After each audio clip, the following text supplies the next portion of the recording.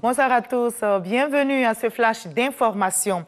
Les relations d'amitié et de coopération entre la Côte d'Ivoire et l'Afrique du Sud se renforcent.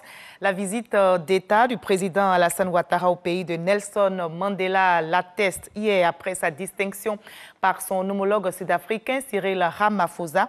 Le président ivoirien a été reçu à dîner. Le reportage de Viviane Aimé, envoyé spécial en Afrique du Sud. Promouvoir un partenariat en divers domaines et en particulier au plan économique entre l'Afrique du Sud et la Côte d'Ivoire, c'est la vision partagée par le président de la République Alassane Ouattara et dans une large mesure par le président Cyril Ramaphosa. En effet, en décembre 2021, le président sud-africain avait pris l'initiative d'une visite d'État en Côte d'Ivoire ainsi que d'une tournée au Nigeria, au Ghana et au Sénégal. Il était accompagné d'une forte délégation d'hommes d'affaires. L'objectif, ouvrir l'économie sud-africaine, jusque-là cantonnée dans sa zone d'influence, l'Afrique australe, sur le reste de l'Afrique.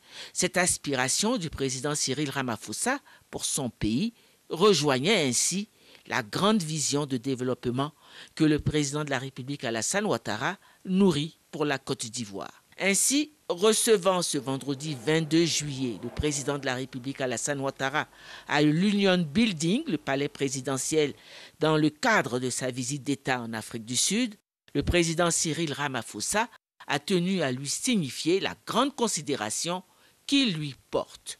Président Alassane Ouattara, président de la Côte d'Ivoire,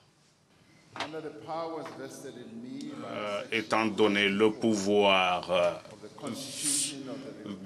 dont je suis doté de la section 43 de la République d'Afrique du Sud de 1996, je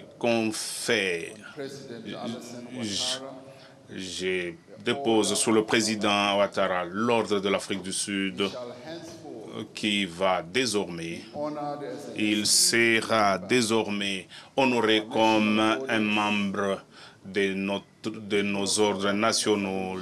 Le peuple de l'Afrique du Sud vous salue.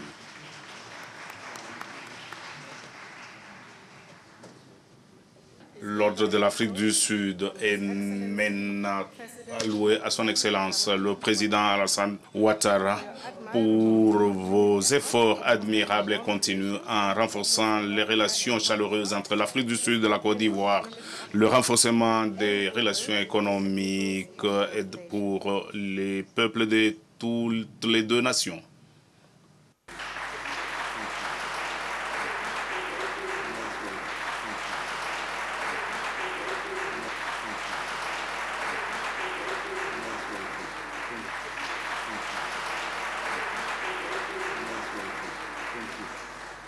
Dans la soirée, un dîner officiel en l'honneur du chef de l'État ivoirien était organisé.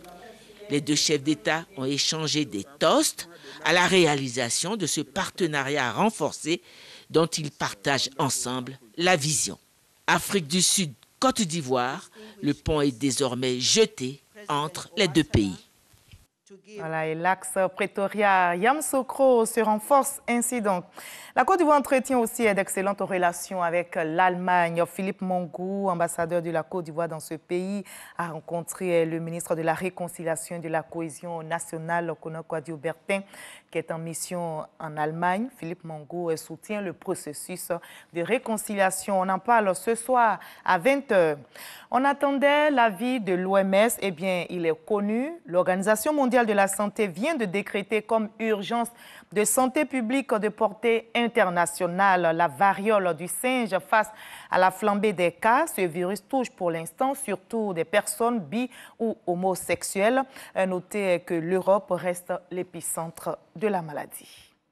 Le roi du Zézé Pop, vous savez de qui il s'agit? Eh bien, il s'agit de Gun Kifi, l'artiste à la voix hors norme qui a conquis par son talent de nombreux mélomanes. C'est le chef de la tribu de Canéignon et comme l'appellent aussi ces mélomanes, eh bien, Gun Kifi sera notre invité de la page culture de ce 20h. Il revient sur scène 20 ans après son album Destiny. Il nous propose cette fois-ci Ethiopia. Voulez-vous en savoir davantage? Allez, on se donne rendez-vous à 20h. À tout à l'heure.